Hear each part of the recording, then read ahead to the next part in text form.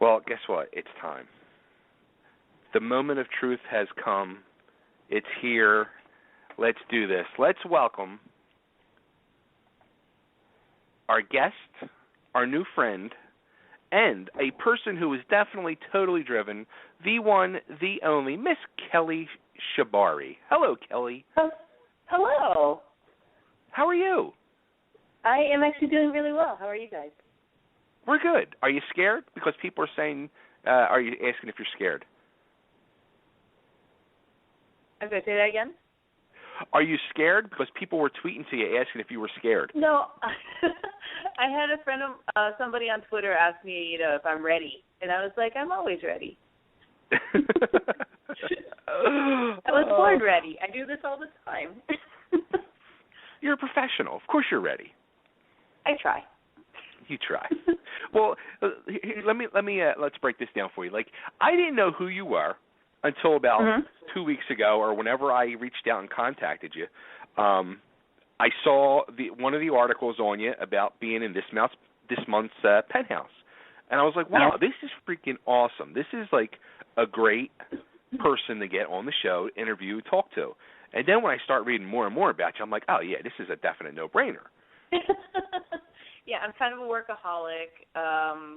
I guess you were saying when I was first introduced, I'm actually, I'm totally driven. So I like to keep busy.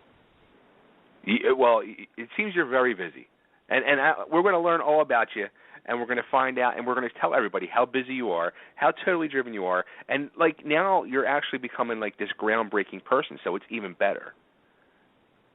Yeah, you know what it is?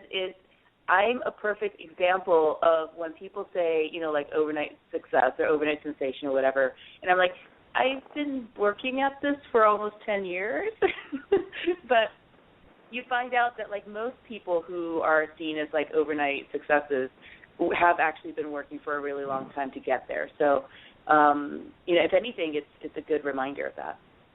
Right. Yeah, like, and you said you've been working in this for over 10 years, and that's what I was thinking to myself too, like, how long you've been doing this and all, and it seems like you didn't get into this, like, side of the business until '07, but before that, like, you got, like, a whole interesting backstory. Like, I guess you were born in, was it Japan?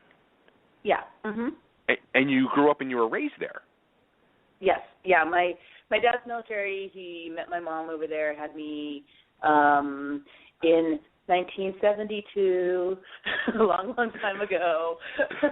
And I was born and raised there until I came out to the States for college. Now, had you been to the States at all before you came here to go to college, or that was it? Like that was. Oh, okay. No, my dad's side of the family is all from Detroit, so I've spent many summers there. Oh, okay. Because I was going to be like, wow, that must have been not only scary, but a major culture shock for you to jump over, like, just to come to college. No, I figure I was actually raised to be pretty bicultural. So even, like, when I went to school, I went to a school that was all English-speaking, and then I would come home and watch Japanese television. And, obviously my dad speaks English, my mom speaks Japanese. So I think that I was raised fairly 50-50 between American culture and Japanese culture. Although I will say that I did grow up watching a lot of American sitcoms in Japanese, so it was really weird to actually see them again in the States. Like Michael J. Fox. I grew up watching Family Ties in Japanese, so coming to the States and hearing what Michael J. Fox actually sounded like I think that was probably like my biggest culture shock. But otherwise, like the day-to-day stuff was pretty 50-50.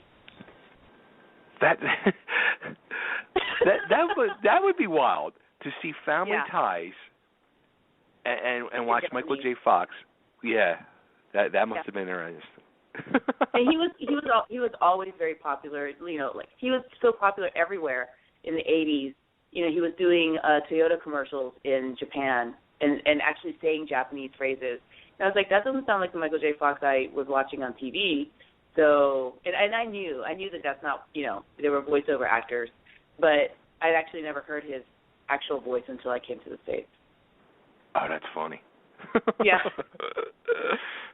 Now, you actually were like working behind the scenes. Yes.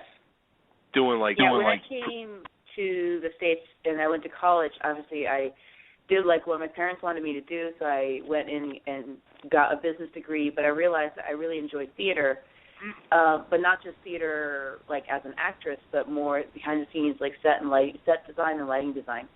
And so when I transferred universities, I opted to actually pursue that as a major.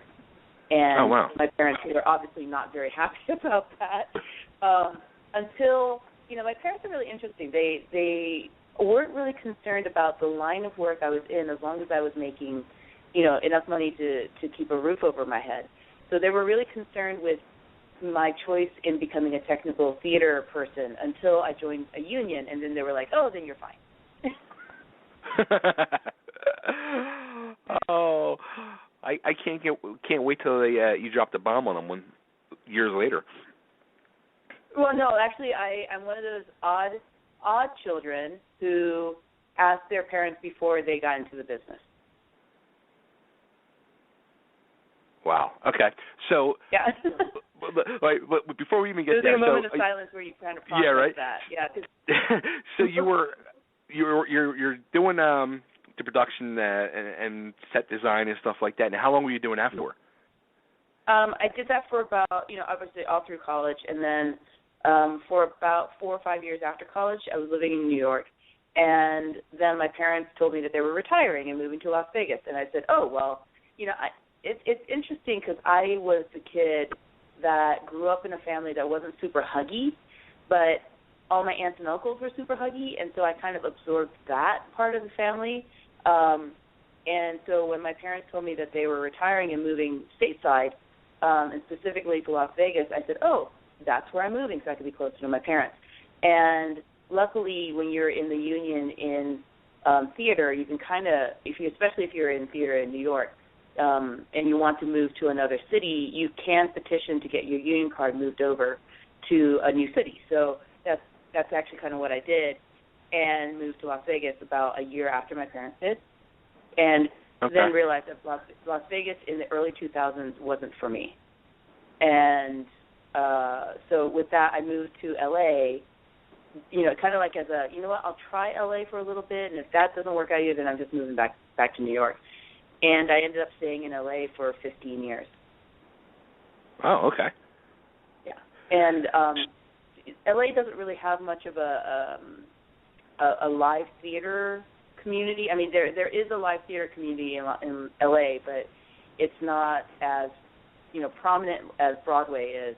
And so the work is more experimental, and the paychecks are also very experimental.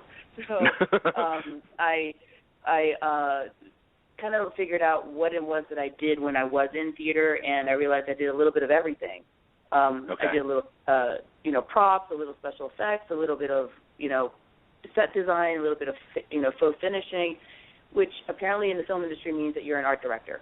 So I basically was an art director and production designer and a props person, kind of running the gamut of art department stuff in Hollywood for about till about 2007 when we hit the writer's strike.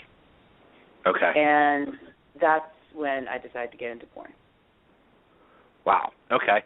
So, at that point, how old were you? Because you didn't get into the business until you were, you're like my age. You're actually a couple years younger than me. So, you were what, in your mid to late 30s? Right. I was 34 when I decided to get into the industry in 2007.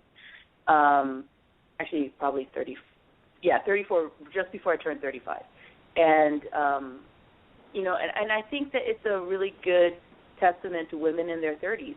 That's when we hit our sexual stride. Men hit theirs when they're 18. We hit ours when we're our mid-30s, which is, the universe's cruel joke that we can't have the same sex drive at the same time. But I think, I was told by a friend of mine when we were just sitting around, he was a weapons handler for the film industry, and he and his girlfriend did amateur porn on the side for the Playboy channel or something like that. And we were just kind of sitting around and talking about what can we do while the strike is going on so we don't cross any picket lines. And he luckily, had a lot of clients who were non-union, so he was fine. But he said, well, why don't you try porn? And I'm a chubby girl. I'm a big girl. So, and I haven't seen any big girl porn on Playboy TV or Spice Channel or any of those cable channels. And so my immediate reaction was obviously like an organic one, which is, there are no fat girls in porn. What are you talking about? And his response was actually... Your response, it wasn't even no at first. It was just that there's no chubby girls in porn. Yeah, I mean, I love porn. I've watched porn since I was 9. I've been masturbating since I was 9.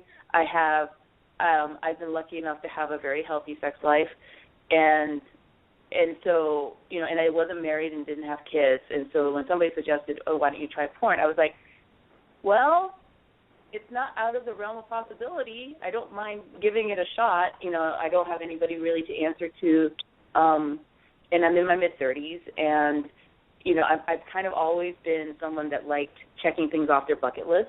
And right.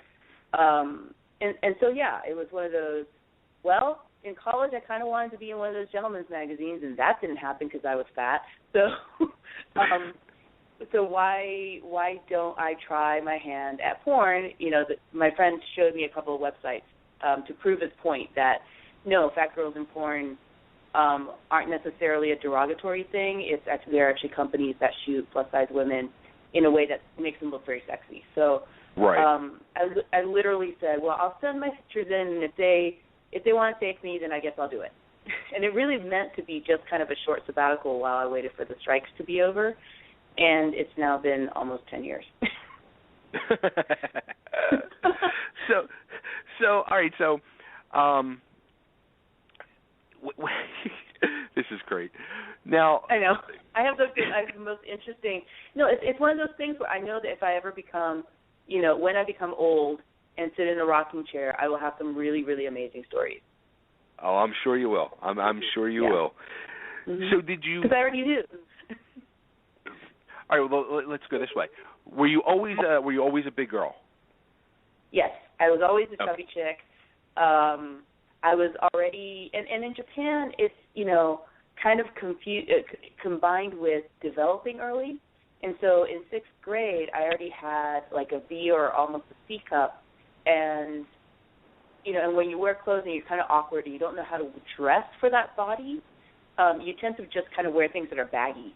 And so I was a bigger girl, like I was chubby, I wasn't like rail thin, but I also dressed in a way that made me look bigger than I was.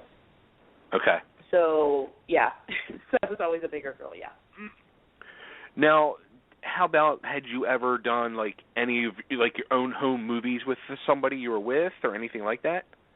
No. I just had a really healthy sex life, but I've never really done any home movies or anything like that. So the first time you did anything like that, well, you did the pictures first, correct? I did. I posed for some pictures in college, some black and white pictures for a professor who was also an amateur photographer.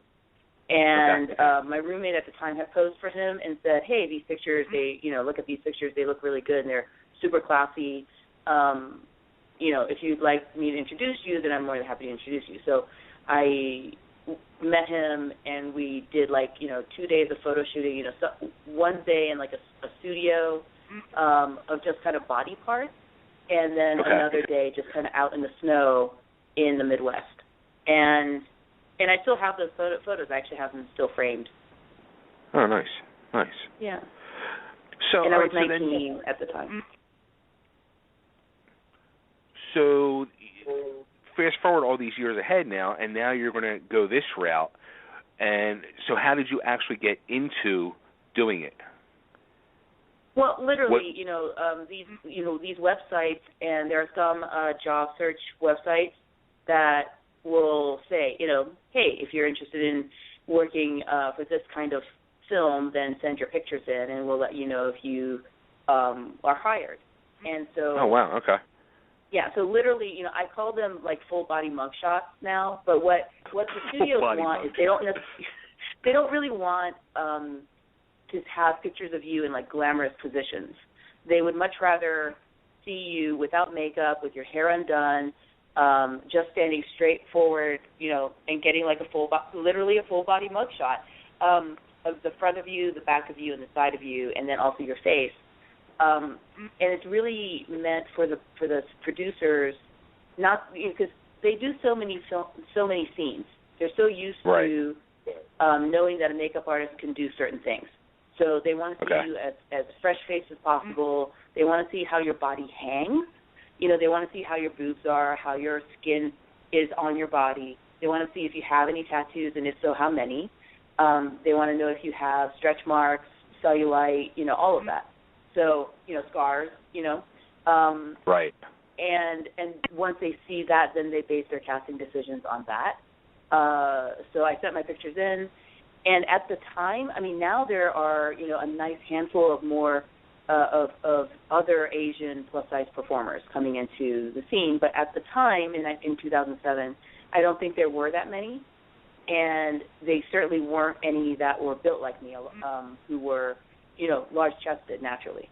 So right. I sent my pictures in. I got an immediate response, and I was asked when could I fly out to Miami, and they covered my airfare, my hotel, and 3 days of shooting.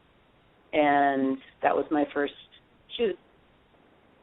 Okay, so the first shoot, now, because this is the big one now, when you go walk onto the set for the first time, did you see anybody do any scenes before it was time for you to go do your scene, or you just jumped right into it? My first scene was actually probably one of the best setups to do a scene as a new girl, because it was a scene that involved other women. And it was a movie called Plush Control, and it was the studio's very first attempt at an interactive movie, and I don't think they've ever done. I don't think they've done one since.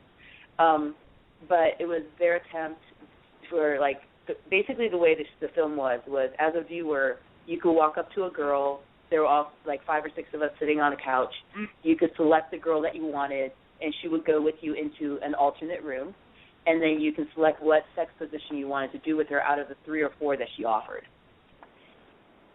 And so because of that, all of us were in the same location on the same day, and we basically spent the day together, taking turns filming these scenes. Right. And so because of that, I got to see other plus-size women. Some of them had more experience than me. Some of them were just as new as me. And, getting to see them do, work with the camera and all that actually helped a lot. So I wasn't just me and a guy and a camera, right, being like a scared bunny. So your very first time, your very first scene, how nervous were you doing it? I wasn't very nervous at all, mainly because I think I'd seen a couple of the other girls do their scenes, and so by the time they got around to me, I was pretty familiar with what they were looking for. The funny thing now is, 9 years later, I go back and look at those scenes and look at those photos, and I literally say to myself, what was I thinking? Because you're almost trying too hard. Right. Yeah. So Amateur Kelly was definitely interesting to view now that I've been doing this for a longer time. So you actually now can pick up the rookie, I guess, mistakes looking back at the old films. Yeah, I think a lot of it is I think it's if you see a established actress watching, going back and watching her indie film days, right out of film school, the acting's a little wooden. Some of the facial expressions are a little exaggerated. The makeup as well was a little bit heavier than I'm used to, and I don't think I've done that much makeup ever since either. So. Gotcha. So, the first time, did you enjoy it, or were you just everybody, when you're asked, when you're making a movie, it's always the same thing, this same answer of, there's so many people on the set watching it on, and it's, it's a job. Oh, definitely. I think between being nervous being on set for the first time and having sex in front of other people, even though, I've had other people in the room while I've had sex before. With a camera, you're automatically like, oh, I've got to perform. And, right. So I think that, my performances now are definitely much better than the ones I did way back when. And I think that also, I think I came from it from a very different angle because I had so much experience behind the camera. So I knew what true people said about actors behind their backs. And so I tried really hard to make sure that the crew, I acknowledged the crew. And I think that was very different for them compared to the other girls. So even if even if my acting was wooden and a little bit forced, I think that I was just really comfortable hanging out on set. Right. So the crew was like, oh, yeah, she's been on a set before. And I was like, well, I've been on a set before, but not in this way. Right. So whereas the other girls were probably having a much better time kind of commiserating amongst themselves and with the male talent, I was actually having more fun, hanging out with the crew, because that's where I was more comfortable. and even now I'm still that way. Were you, telling them, oh, maybe you should try this or try that? Oh, no, I never made any suggestions because actors never do that with the crew. I knew better than to do that, but I always wanted to be super helpful. Hey, do you want me to move the chair? Oh, that's great. And they were like, no, that's great. our job. And I was like, oh, right. Now, let's get into the parents part. You said you went to your parents first and asked them. Yeah. I don't know if it's a cultural thing. I don't know if it just happens to be the way I was raised, but I didn't want to embarrass my parents. And I've always, even now, I'm one of those people that I'll probably ask way too many questions ahead of time. I'd much rather ask for permission than beg for forgiveness. And I've always been, a good daughter. And that's exactly kind of what my parents, at least my mom said, is, look, you're in your 30s, you're not married, you don't have kids. If you're going to do it, this is the time to do it.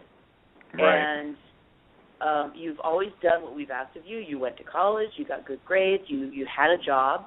This is something that you kind of want to do while things are down because the entire industry is on a strike. If you want to do it, just do it the best way you can and be as classy as you can and be picky about which companies and who you work with. Right. So it wasn't really an approval. It wasn't like, yeah, go get him, Tiger. It was more like, right. If you're going to do it, we'd much rather you do it this way. Well, I mean, so they were encouraging and behind you and supportive as a parent could be. Right. Well, yeah, and then there was always don't come to us when you don't have any money. But that was something that was said to me whether I was in this industry or any other industry. And I think that with my parents, they were more worried because I had, toured with rock and roll bands and because I was in the theater, and then I got into porn. I think my parents were always more worried about me getting into drugs than anything else. Gotcha. And so no matter what I did, I've never really gotten into drugs. That's cool. Very, very good. And so they're happy. I'm proud of you. So I did what they asked. So now, how soon before, if you did your first scene, did you think all right, I want to do more of this, or was it you were on the fence about it, or? Well, once I did that first scene in the first set of scenes in Miami. I was there for I think 3 days. I think we did a total of 6 scenes, probably maybe 8 scenes. But then I flew back to LA, and then I basically sat there and said, okay, what now? Right. And I said, okay, well, we're still on strike, so I might as well, see if there's any additional work that I can get. And so there are a couple of websites out there that are, job search websites for people who are performers. And so somebody suggested that to me, and I, kind of started not necessarily pounding the pavement, but just sending out my photos and seeing if anybody else would want to shoot me. And so for those first couple of years, I've done, at the time, BBW porn wasn't as it wasn't as profound as it is now. It was mostly small independent companies, guys who are trying their hand at a website, and the funny thing is the two largest BBW companies are actually in Miami and not in Los Angeles. And so I worked with the other Miami company. I also worked with a couple of companies in LA. Most of it ended up on kind of a low budget type, hey, come with your own makeup and your hair done, and come to set with your own wardrobe. Oh wow! It was very different from my experience in Miami, where they had a makeup and hair department and a wardrobe department. Right. So I did my get paid a few $100s and the scene is in the living room of some guy's apartment, kind of thing. Right. So I did a lot of those at that time because those were the scenes that were available to plus size girls at the time. It's amazing how and it wasn't like it's not that long ago. I mean, we're talking 07, 08. Yeah, and how the times are changing, and it's really becoming more acceptable for plus size women. It's becoming not just more of a I guess it was kind of like, I guess you want to say maybe just a fetish then, but it's becoming more acceptable now. Right. I mean, the plus-size performers who were around at that time, some of them are still around. Most of them have since retired. Some of them have actually recently made a comeback. And, for us, we've just really pushed hard to make sure that people understood that we aren't a fetish, we're a preference. And that's not the same thing.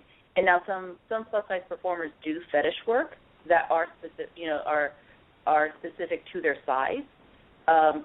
Performers who do gaining fetishes and weight-based play and food play and that kind of thing. I've never been somebody that did those scenes because I don't think that my body was applicable for those scenes, if that makes sense. Okay.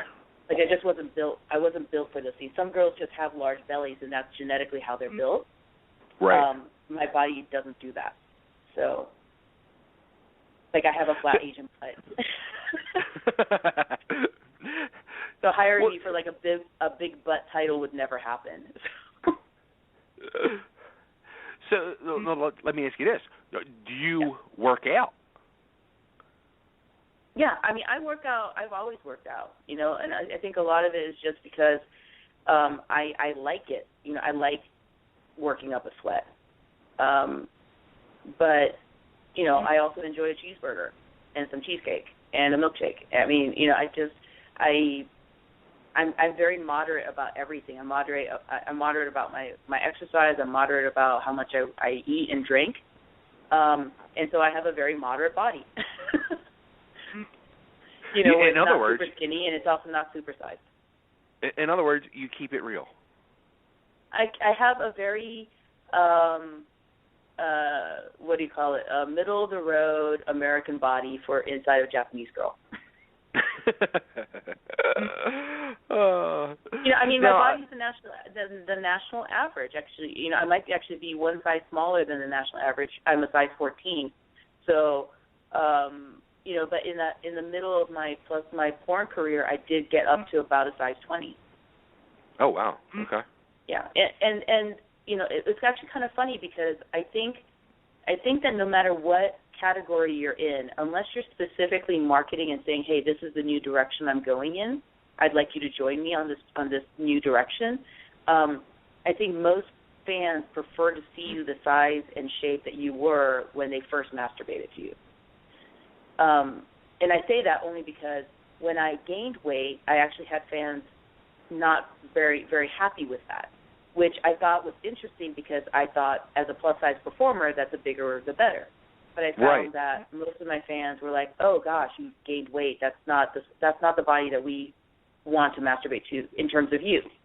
There are other plus-size models that we like, and we like their size the way they are. But I've learned that unless they're a fan of, the gaining fetish, they prefer you to be the size that you were when they first saw you.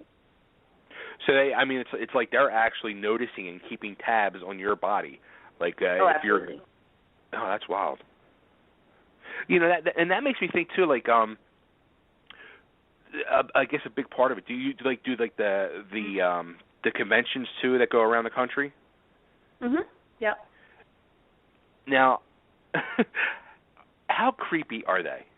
Like, I just picture them. The fans? Yeah. I think it depends. I've been lucky enough to have some really. My fans are so polite. It's like the guy earlier today saying, are you scared about going on the radio show? You're gonna get him, Tiger. My fans are like huge gentlemen. They're amazing, and I think a lot of it also has to do with the fact that I do interact with them on a regular basis on social media, and if they get out of hand, I tell them that. And sometimes I have new fans who don't know how to speak to a porn performer, and I think it's kind of our responsibility to kind of coach them. A lot of fans think that we like to be talked to the way our male co-stars talk to us on camera, and that's only during sex. That's not how they talk to us at a convention or at an industry event or hanging out at the bar. Like, they don't call us whores and bitches hanging out at the bar. These are our friends that we actually perform with. So, but I think that fans have a tendency to watch those scenes and go, oh yeah, next time I see Kelly Shibari, I'm gonna tell her to take it like a whore. And I'm like, no, don't talk to me like that. And so when they do kind of where they're a little bit out of line, I will kind of in a funny way, I won't get angry at them. I just assume that they just don't know. And nobody said, this is how you're supposed to talk to a porn star. And so I'll be like, hey, is that how you would approach a girl in a bar? And there's this light, you can hear it thousands of miles away, this light bulb moment when they're like, oh, she's a person. Well, especially and then they if people become really polite. If people never heard you talk and they're listening to you now, and you as soon as you call, as soon as you got on the phone, you can hear you're a person, but you're very professional sounding. You know what I mean? You don't sound like a drugged out loser. You sound like a normal everyday girl with a brain. Yeah. And that's kind of what I get a lot from my fans when I guess they describe me as, I'm somebody that a lot of times they do watch my porn, but half the time they're like, I just want to come and hang out and just chat. And I'm okay with that. Because as humans, there are times that we want to have sex, and there's times that we just want to get to know somebody. And I'm totally okay with people saying, hey, I want to just chat with you rather than jerk off to your porn today. Maybe tomorrow I just want to jerk off to your stuff, but today I just want to have a chat with you about Star Wars or talk about pandas. Because I talk a lot about pandas. That's great. Now, how about with women?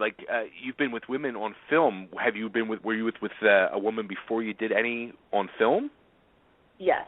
I actually, in my early 90s, I predominantly only dated women. Okay, cool. Very cool. Mm-hmm. And how about multiple guys? I saw some videos. In college, I've had a couple of experiences where, I got a little too tipsy, and there were a couple of guys who were interested, and I was interested, and I've had also some really funny experiences with multiple partners where, I learned that shaving cream is not a suitable substitute for whipping cream. Ooh. My mouth was numb for days. Oh. I didn't realize. I didn't realize that shaving cream, the stuff that comes in the can, I won't name brand names or anything, but the stuff that comes in the can, I didn't realize that those actually have a very light numbing agent in it. Oh. Yeah. You don't realize. We're like, oh, we're out of shaving cream. You're in the heat of the moment, and they're like, oh, we've got this, and they bring over a can. You're like, yeah. And then later you're like, oh, I can't taste anything and my mouth is numb. Oh, that's all wrong. That is so wrong. Yeah, I know. the stuff that you learn when you're like trying to navigate through like your early years of doing sex. Now, how about on film? How many? What's the most amount of guys you were with on film? Okay, so in I don't remember the year. I'm gonna go ahead and say 2010, just because it sounds about right. The women's soccer team from Japan won the Women's World Cup, and it was right after the Fukushima nuclear meltdown and tsunami and the earthquake. Okay. And so it was the year that I don't usually watch a lot of soccer, but that was the year that we were really gunning for the Japanese women's team, because they were winning all these games, but they were also, you found out that they could only train half the time, because in Japan, like, you could only train during daylight hours because there's no electricity to train at night. So, you know, I was on Twitter and I was rooting for the Japanese team, and I just, you know, as kind of as a half-assed joke, I said, you know, hey, if the Japanese team wins, I'm gonna do a big fan scene, and then they won. And then I didn't say anything for a while, and then the fans were like, so, when are we going to do the fan scene? And I was like, okay, I guess we're going to have to do that. So what we ended up doing was, instead of doing like a big, giant orgy with just me be the only girl, because that's super exhausting, it's just even exhausting to think about. So I said, well, why don't we do a blow bang, which is basically a gangbang, but you're doing blowjobs instead of actually having sex. And so that sounds more exhausting. Well, it's less exhausting because you can kind of take a break and you're only in one position, because multiple positions and being kind of thrown around from position to position is actually very exhausting. I'll take your word for it. And trust me, the blowjob thing is also very exhausting, but not nearly as exhausting as having your entire body be used. So I put out a call. We put out a call on Craigslist. We put out a call on, which got shut down right away because Craigslist had gotten rid of that kind of advertising. We put out a call on YouTube, and we definitely put out calls on, like, you know, Facebook and Twitter. And we had about almost 100 people apply. And then I reminded them that, hey, they need to be tested, and not only tested from the local free clinic, but they have to be tested from the adult industry sanctioned testing facilities. Right. And that kind of narrowed it down. It amazes me now how many people backed out when I told them they have to be tested. It narrowed it down to about 15 people. Wait. And 15? Did you say? Of people. Huh? Did you say 15 or 50? 15. Holy shit. Yeah. So 85% of the people dropped out as soon as they had to be tested. Well, yeah, and now, and I've always thought about this. I was like, well, did they drop out because they got cold feet, or did they drop out because they knew what their test results would be, which is scary, or did they drop out because they didn't want to pay to get tested, which is even scarier? Either way, I'm glad they didn't show. And so about 15 people showed up, and everybody except one came twice. Wow, look at you. Yeah. I guess that's literally taking one for the team. You know, and I wore like knee-length soccer socks, and we had like a little AstroTurf little section, which in hindsight was actually very bad for my knees. AstroTurf is not friendly. So, oh no. But we shot it in a loft in downtown Los Angeles with no air conditioning in like August. It was really hot. And luckily I had a friend of mine who was naturally like a submissive boy, and he also liked, you know, dressing up like a puppy. So he dressed up like a puppy, ran around everywhere the whole time, and just made sure that I had bottles of water. And that's a story in itself right there. Cute. And so the initial shoot was set up as a live streaming event, and once the live streaming event was over, we decided to then do additional scenes with some of like the more, you know, obviously all these guys were fans, so they're like these like awesome like chubby dudes, which is my personal preference, and and some of them actually stood out as performers more than the others. So we invited like 3 or 4 of them back to actually do gangbang scenes, and then we released the movie. So yeah, so I think the largest number of people that I've, it's based on your definition of what sex is. Right. If it's, if it includes oral sex, then the largest number would be like 15-ish. Wow. Look at that. Yeah. And I've never done anything like that again. That was exhausting. So much fun, but very exhausting. Oh, that's funny. Now, you brought up something right there that's a big thing with the whole testing thing. Now, how's that? I mean, I guess you're tested every so often, or? Yeah, our protocol when I first got into the industry was that we would get tested every 30 days. Now the protocol is that we get tested every 14 days. And for performers that work more often, like the performers that work every day, they actually get tested every 12 days. So there's an overlap, so they can kind of continuously keep working instead of waiting for new test results. Holy cow! Mm-hmm. And we get tested not only for HIV but also for gonorrhea, chlamydia, syphilis, and hepatitis as well. No, I guess they have like their own doctors like on staff at all times for this then.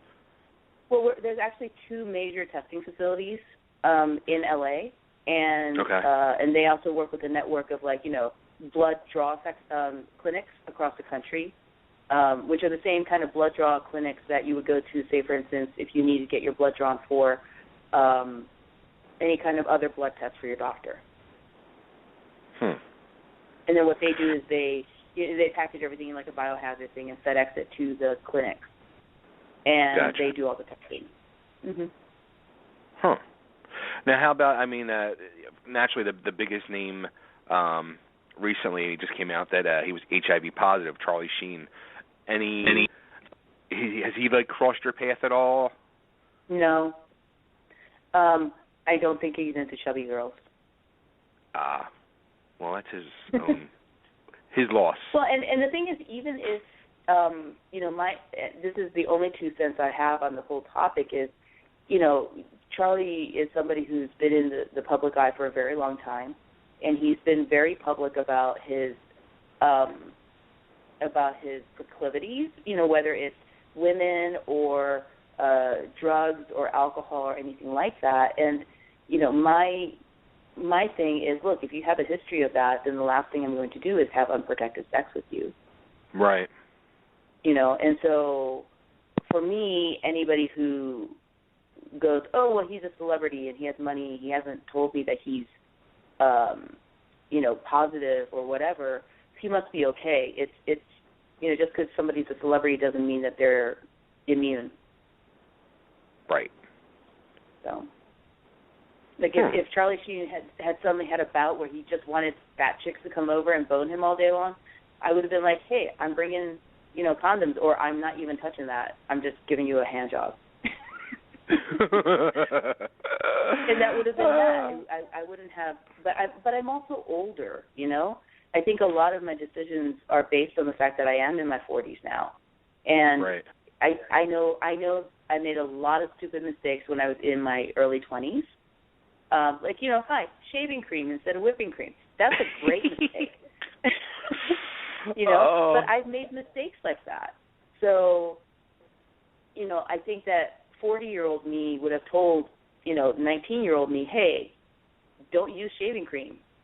Right. Right. But 19-year-old me would have probably told 40-year-old me to shut up and go away. So. Now, how about, you're in your 40s now, and how about with your personal life? Are you in a relationship, or? Yes. I am in a relationship with somebody who's not in the industry, and have been for about 2 years. Actually, just over 2 years now. No, is it tough for them, or? I think that it's easier if you have open lines of communication, and it's easier if they understand. I think a lot of times when because I've dated, what we call civilians in the past, and their issue is always based on emotion. It's always, are Sure. you cheating on me? Why do you need to have sex with other people?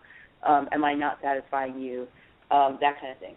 And for me, it's always been, hey, this is a job, right? I'm doing this for work. I don't have an orgasm on camera. My job is to put on a good enough show that the person watching me has an orgasm. So I'm not replacing you with somebody else because you're the person that actually gives me real orgasms at home. So I would never in a million years drop you for somebody that I'm performing with that never gives me an orgasm. Wow. All right, so you just said something mind-blowing, right? So have you ever had an orgasm on camera? I have if I use the toy. Wow. Mm-hmm.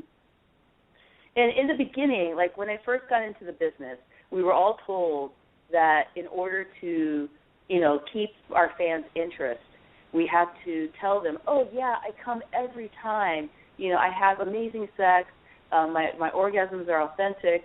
And there are performers who do come on camera, and there are performers who don't. My job, I've always felt, was I don't go to set so that I can have an orgasm, because usually when I have an orgasm, I want to take a nap. And I can't nap right. on set. And so for me, and I also want to cuddle, and I don't really get to cuddle on set. So for me, it really is a performance. It's acting like any kind of other acting. It just involves sex as part of the act. But for me, I think that if I had sex in a way that allowed me to come, I don't think that my fans would actually be able to masturbate to that. Right. Because they wouldn't be able to see anything. Right. I tend to come clitorally, not vaginally. So for me, actually having orgasmic sex involves, a very close quarter kind of sex, and very close quarter sex doesn't allow for cameras to see things like penetration, which is what porn is. Right. Gotcha. Yeah, so the acrobatic sex that I have is really meant for my fans. So, hey, I give all to my fans. and it actually leads to a couple of other things. When I first started in the business, if I would talk to fans online, their wives or their girlfriends would immediately be angry. They're like, oh, you're trying to steal my man. Like, that was a common thing. And I think with some of the younger performers, it still happens. But because I'm so transparent about the fact that my job is to help them have an orgasm, and that it really is just a job, that, it's a fun job. Don't get me wrong. It's a fun and very well-paying job, but I wouldn't trade my personal life and my personal partner for that at any time. I just wouldn't. And now that I'm very public about the fact that, I am an actress, I have a lot of fans who are couples who are like, hey, we watch your stuff together. And that, to me, is more important than having a guy's like, oh, I jerked off you 4 times today. I'd much rather have plus-size women watch porn with their partners, fully knowing that they're just watching it as a way to get into fantasy and not as an escape from their partners. Because that's the thing that a lot of the girls think is, oh, my boyfriend's watching skinny girl porn, he must not actually like me or my size. And so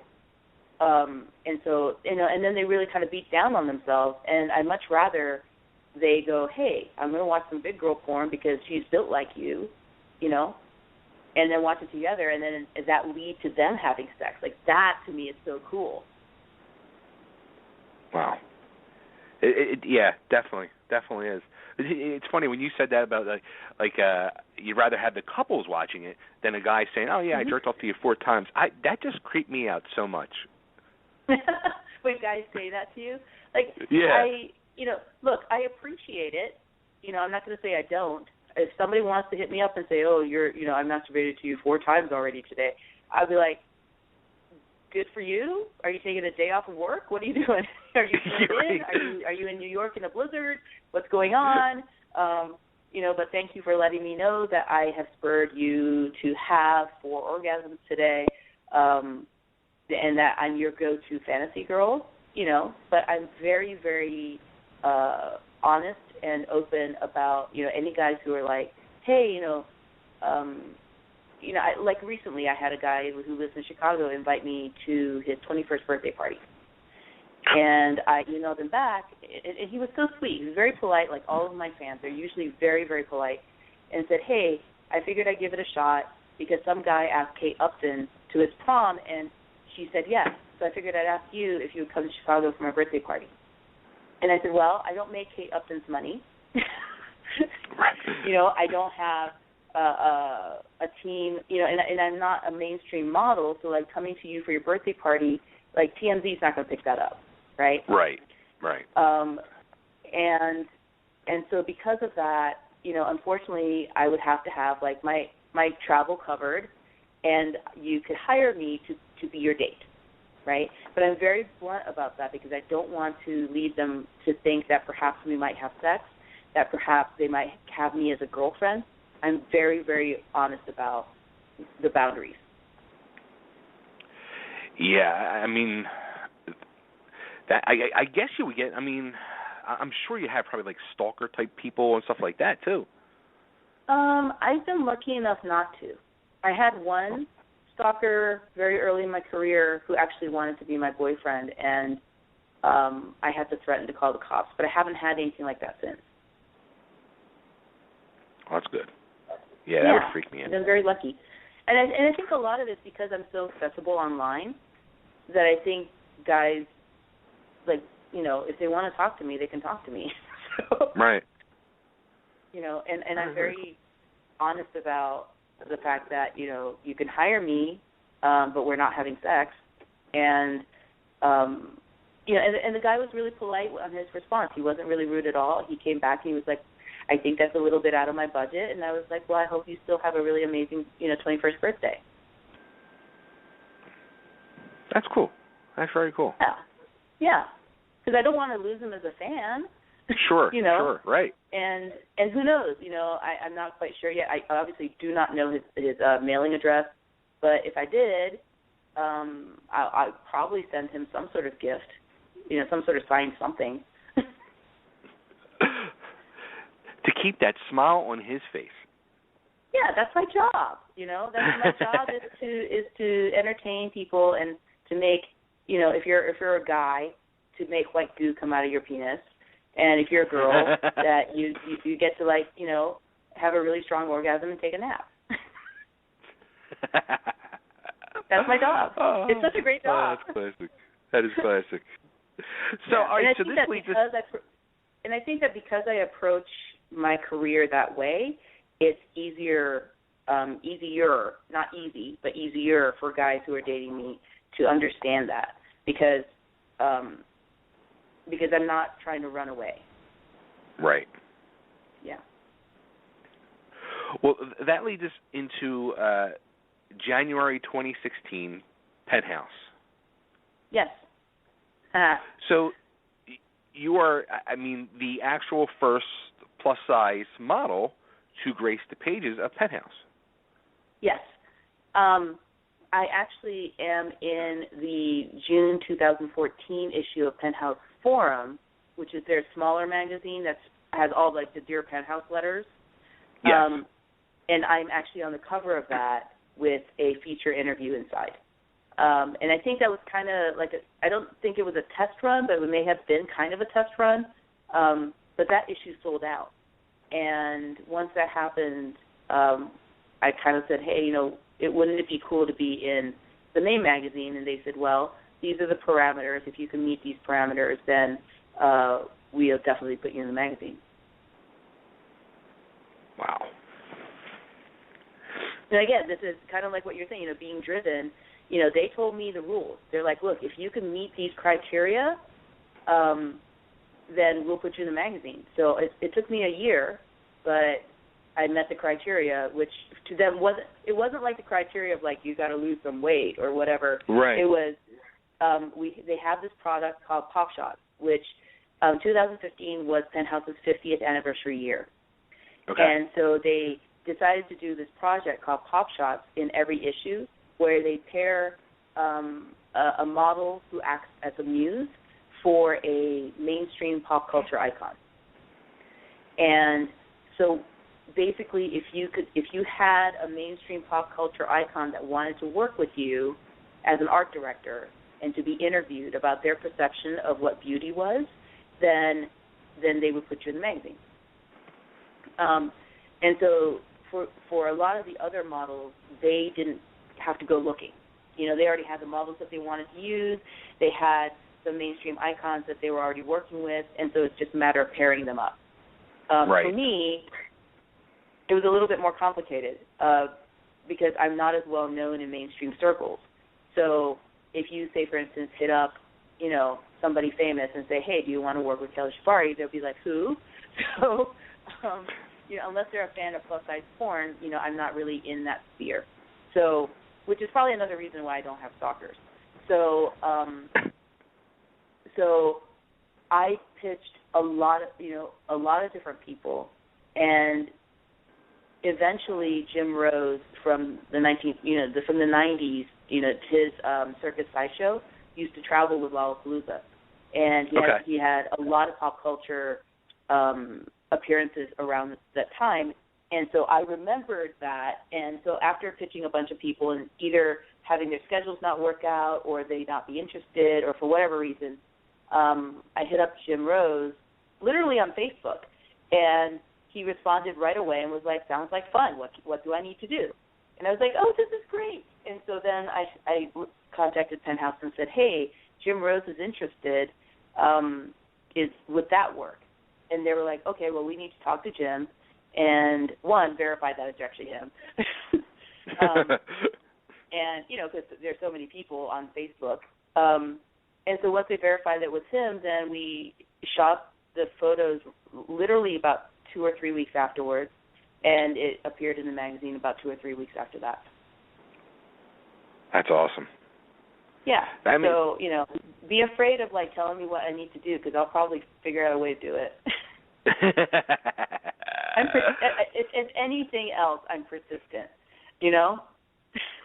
Well, that's a good thing. That's a very good thing. Yeah. No, I mean, most of the things that I've been able to accomplish, from putting out a plus-size sex ed movie to being in Penthouse to, a variety of other things that I've been able to check off my list, it's because I've been extremely patient and extremely persistent, and never really taking no as the first answer. Now, did they, when you had this opportunity that you were working for, did you know all along that you have the opportunity to be the first plus-size model in the pages? How do you mean?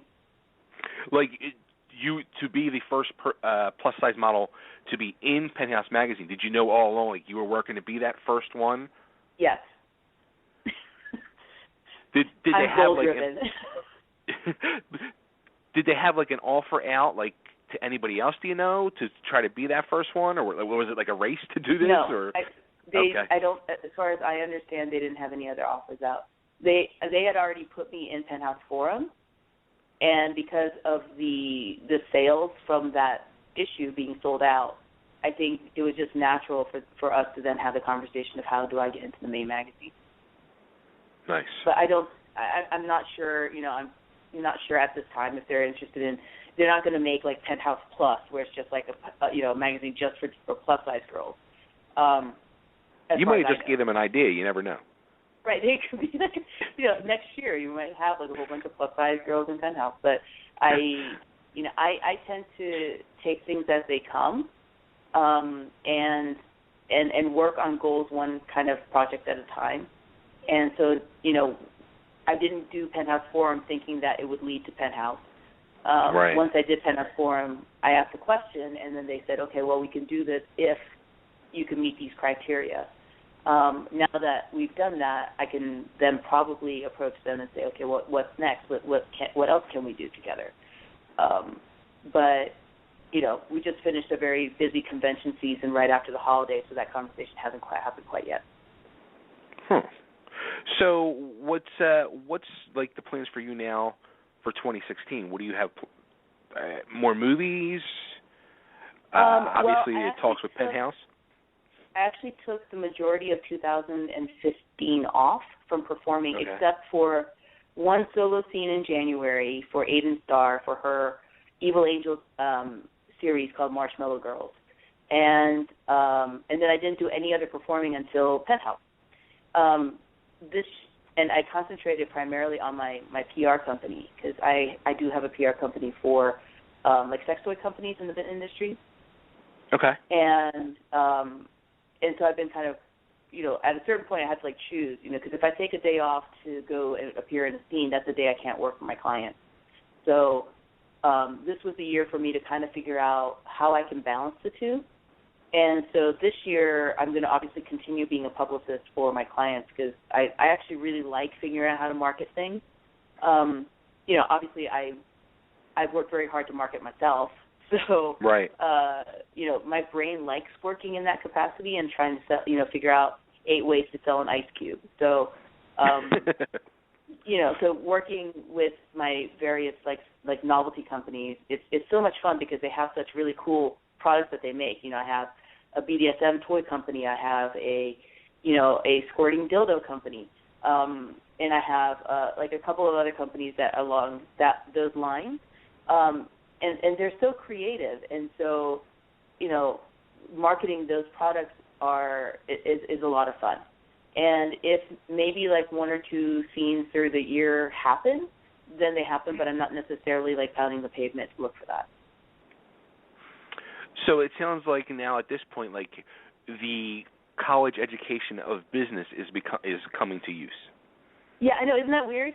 Isn't that weird that like the degree that my parents wanted me to have all along is the one that I'm actually using, but in a field that is very unique and is completely something I really like. I love this industry. It's weird. It's high drama. People are crazy, but I love it. It's so much fun. Now, and it's so much more fun to like try to market a squirting dildo compared to a bookshelf. so all right. No offense to people who market bookshelves, by the way. I'm sure IKEA has an entire PR team just for that. Yeah, exactly. A squirting dildo. What is being put into the dildo to squirt? So my client's product is called the Semenette, and it's a squirting dildo that was initially created for the purposes of insemination, kind of like so lesbian couples could actually make love instead of having to go to the clinic, where it's really clinical.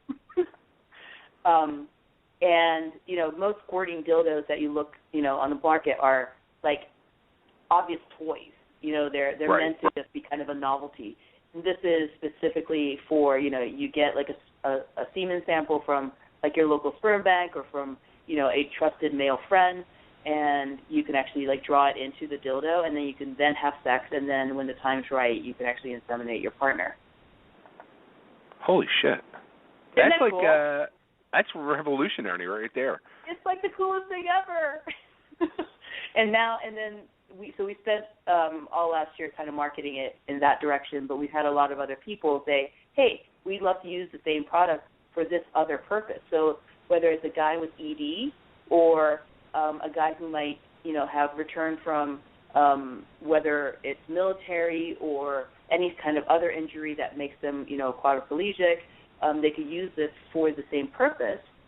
In addition, like guys who are into pegging, people who like strap-on play can actually experience that with including an ejaculation, right? So they can actually do it with because it doesn't always have to be semen. It could be any kind of liquid. Right? Just not shaving cream. Right, just not shaving cream. Because I don't think you could put shaving cream up that too. But you can also if you want to go the complete novelty route, you can put like vodka or whiskey into it and use it as a shot delivery device. So right. There's so many different ways of using this beyond the original application, but it's still so much fun to talk about it. Like, obviously, you can hear me talking about it now. I'm like, I've been working with it for over a year, and I still can't get over how cool it is. Oh, that's funny. Look at that. Look at you. Yeah, I'm having fun. And isn't that the most important thing? I found that I run into a lot of performers who haven't figured out what else they can do. And they need to be reminded, I was already in my 30s when I got in. So I already knew going in that my lifespan as a performer was probably going to be limited because I don't really want to be a mill for a guild performer, although there are people who do that and do that really well. It's not me. Right. And, but I think that it's really important for performers coming into the industry to have some sort of exit plan because there's so many girls in the industry now, and the lifespan of performers is getting shorter and shorter. The lifespan of performers in their career lifespan, not their actual right. But, yeah. When you're told that for the majority of performers, their career lifespan in the adult industry is between 6 months to a year, you need to have something planned for afterwards. Oh, absolutely. And so for me, this allows me to stay in an industry that I think is fascinating with people who are sometimes hilariously funny and help market products that are not only cool but also serve a purpose.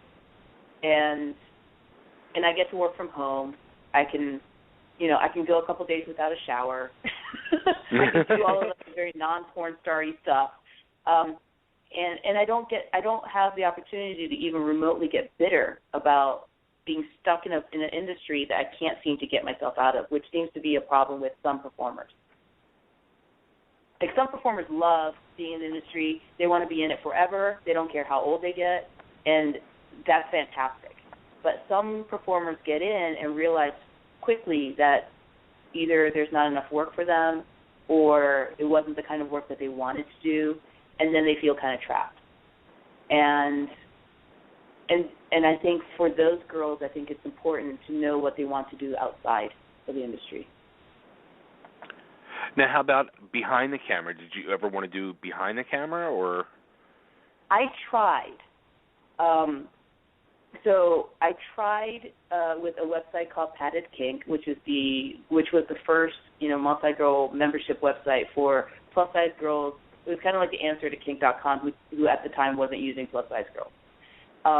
I found that as much as I enjoy the marketing side of it, I do not know how to use a camera. I'll be the first to admit it. There are scenes that I've shot that I just can't. You can't use them. And so I shuttered the site for a variety of reasons. One of them being that it was just kind of all over the place. It was hard to kind of, fans like to see the same similar content week after week. And for me, with a kink site, I was all over the map. So, right.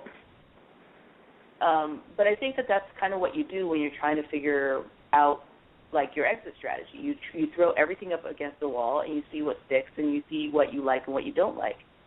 And for me, marketing is what I like. Marketing is something that I find a lot of joy in, and camera work is not. I like conceptualizing things, so I have projects that I have in mind, but if and when those projects happen, I will not be the one behind the camera. Do you look at yourself now as kind of like a role model too, and an inspiration for plus size girls? I get told that a lot, but I don't. I think that one of the things that my parents were very good at when they were raising me was not to have much of an ego. I'm fairly submissive by nature. If you give me I think that's why the marketing thing works, is that I have clients who tell me what they want, and what they want is, I want to sell more product, and I figure out how to do it. So in that way, I'm submissive to my clients, but I think that I'm never the kind of person to go, oh, I created all this. I'm part of a group of women who created all this, and right. I think that's really important, is to recognize that the fact that AVN has a plus size category now and has for 3 years. The fact that and you've won awards with it. No, well, most of them. I have not won an AVN award. That one is eluding me, but I have the rest of them. it was because a handful of us really made sure that mainstream adult knew that we existed, that we have other award shows with BBW categories, and that mainstream porn companies have actually considered having a plus-size line. When I first got into the industry, there were only 2 companies that were mainstream, that did like mainstream porn on a regular basis, and that was Zero Tolerance and Lethal Hardcore, and both of those did 1 title a year that was plus-size. And if you weren't one of those 5 girls in that 1 title, you didn't have a chance the rest of the year, except to do these like little like web scenes and things like that for the low-budget companies. Huh. And now, like, the funny thing is now Zero Tolerance and Lethal Hardcore do not have a plus-size line, but now Adam and Eve has one. Wicked did their plus-size educational film with me. New Sensations had one for a while. Hustler now has one. There's so many more mainstream companies that now have like a plus-size line. Devil's Film had one for a while. They might bring it back. Who knows? And that's the thing is, a lot of these companies, like, some people they'll do like a plus-size line, and sometimes they drop it, and sometimes it gets revived.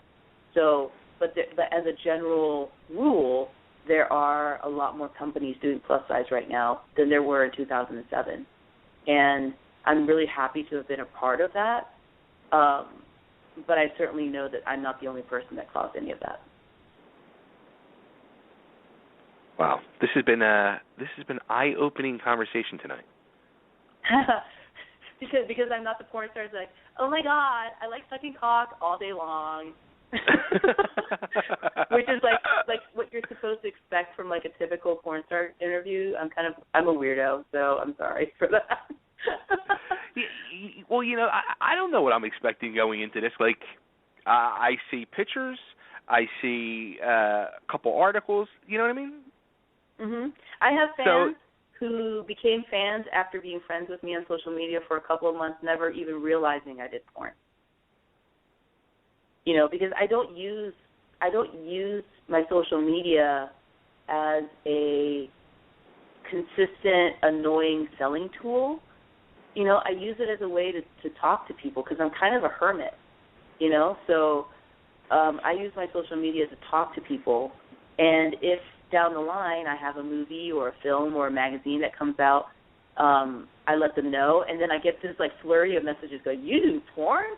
And I was like, "You don't use Google?"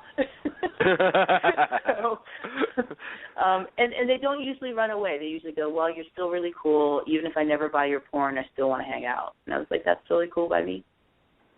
So you use social media to be sociable. Yeah, shocker. How about that? The real right? use Isn't of that what amazing? it's for. That's awesome. Yeah. So, all right, so where can everybody find you and find your movies? And actually, I think you are also selling autographed copies of the Penthouse as well, too. Yes. So the January 2016 issue is now no longer on stands because it's been replaced by the February issue. Some newsstands may still have it, but officially it's supposed to be replaced with the February issue. I have I don't have a membership site. What I have is a free site for fans to go to where they can find like signed copies of my DVDs and magazines, and that is kellyshibarixxx.com. My Amazon wish list, I think, is also there, too, if anybody wants to buy me a candle. I set up my Amazon wish list like a while ago, knowing that people, a lot of my fans watch my stuff for free, and I know that exists. I can't prevent that from existing. I also know that a lot of my fans found me because of two sites, and so all I ask is that if you watch my stuff for free, then please go to my Amazon wish list and just buy me like a $10 candle. It's the least you can do. You've masturbated to me naked. And if you're not going to buy, my porn, and you've masturbated to me several times, then it'll be nice if you could help me keep my house like, smelling nice. And I'm not asking for things that are like thousands of dollars. So, and my fans are really good about that. in addition, I'm extremely stalker friendly. Speaking of stalkers, people can talk to me on Twitter and Facebook. I'm Kelly Shibari on both, and I tend to respond to everybody. More so if they talk to me on the public timeline. I'm very bad about responding to people in private messages because hey, social. Right. And don't send like dick pics. I saw you put that out earlier. The one and only time, seriously, like in my 9 years that I have actually accepted a dick pic from somebody is when somebody purchased something from my Amazon wish list and asked me politely if it was okay to send me a picture. Now you're going to open the floodgates, right? You didn't realize that, right? People want to send me candles and send me pictures of their penises. That's fine, but I just don't want it. I just am not a big fan of surprise penis. I don't want to be like, because I'm not at home all the time. I could be scrolling through Twitter or Facebook. Facebook doesn't allow for naked photos anyway. But I don't want to be scrolling through Twitter at like the post office and suddenly have a penis there. It's impolite.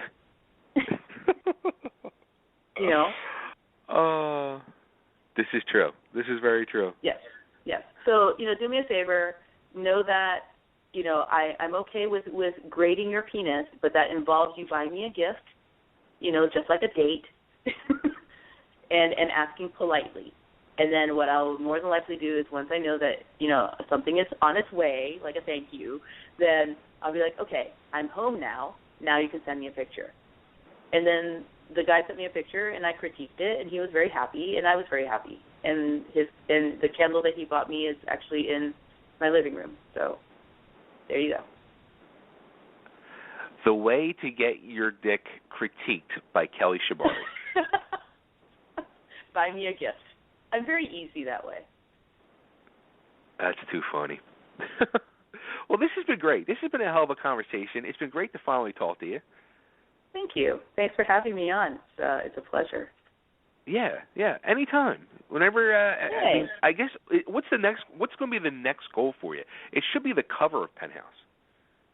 It would be really awesome. But here's the thing with Penthouse is they have the cover is reserved for Pet of the Month or Pet of the Year. They do, there's only 12 months in a year. So in order to be considered, I'd really have to convince them that having me for a month is a good choice. Their pets have traditionally been, girls who look like girls next door who are lightly, if any, tattoos, have a very kind of youthful look, and right. I'm a 43-year-old chubby girl with tattoos, so. So we'll see. I can't say, obviously I never thought in a million years I'd even be in the cover, in between the covers of Penthouse, and that actually happened. So who knows? Can't shut it down before at least asking. But in terms of this year, other than doing my PR work and potentially doing a couple of scenes for some projects I've wanted to do, I'd like to try to do something a little bit more mainstream. So cool. We're putting out some feelers, but I'm very good about letting people know on social media once it happens. Cool. Well, I don't want to jinx it. No jinxing. So when it does happen, you got to let us know and come back on and promote whatever you're doing. Absolutely. I definitely will. Cool. Very cool. Well, Kelly, I want to thank you so much. Like I said, this has been great. It's been a fun conversation. You really, you're totally driven. You are. Yay, I am. Thank you. Oh, I forgot to mention, I've been asked by Mensa to go and speak at their conference. What? And I haven't mentioned it. This is the first time I'm mentioning it. So I'll leave the interview with that. It's not until July, so once I have more information, I will let you know and maybe talk about it. Yeah, absolutely. Yeah. And you know what else? I got to get you to cut an ID for me. This is Kelly Shibari, and you're listening to Totally Driven Radio. And if you want to throw anything else in there, you can spruce it up however you'd like. This is Kelly Shibari, and you are listening to Totally Driven Radio. That works. Awesome. Cool. It's funny because I get asked to do that on other shows, and I usually do, the whole. It gets very sex based. It's like, every time I want to masturbate, I listen to, and this is not that show. No, well, how about you can do another one, and I can play them both. Mm-hmm. Okay. This is Kelly Shibari, and every time I want to get my brain masturbated, I listen to Totally Driven Radio. How about that? Very nice. Yeah, cool. There you go. Thank you. Thank you so much. All right, Kelly. Thank you, Bye. and we'll talk soon. Absolutely. All right, there she goes. The one, the only, Miss Kelly Shibari. That was friggin' awesome. How about that? That was a long interview. Definitely. Almost 90 minutes. Hey, nobody's allowed to break Ernest Thomas's record. Actually,